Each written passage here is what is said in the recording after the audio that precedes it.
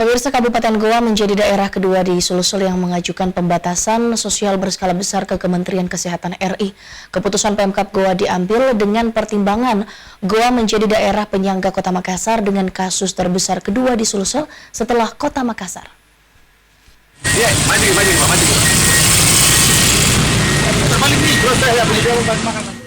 Kabupaten Goa akhirnya ikut mengajukan pembatasan sosial berskala besar setelah Kota Makassar.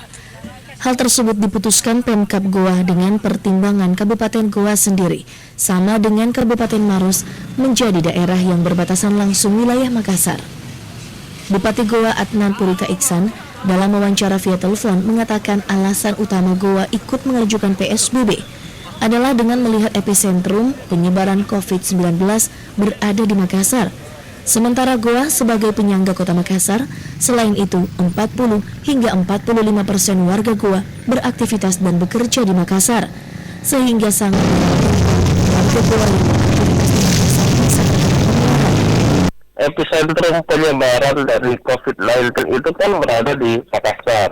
Goa sebagai penyangga Kota Makassar, yaitu penyangga ibu kota Provinsi Sulawesi Selatan. Sehingga inilah yang menjadi alasan pemerintah Kabupaten Goa mengajukan PSBB karena Makassar disetujui berkaitan dengan PSBB-nya.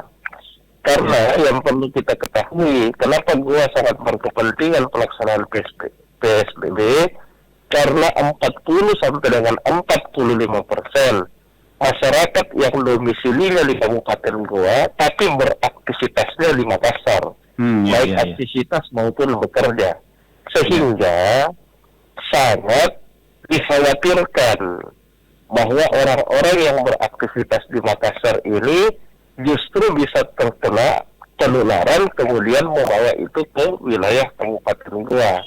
Untuk mengantisipasi hal-hal yang kita tidak inginkan, maka ada baiknya kalau Goa juga memberlakukan PSBB bersama dengan Maros.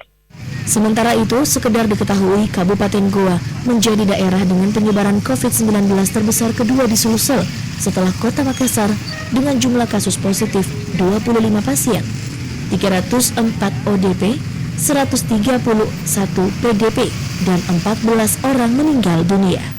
Tim Liputan Selebas TV.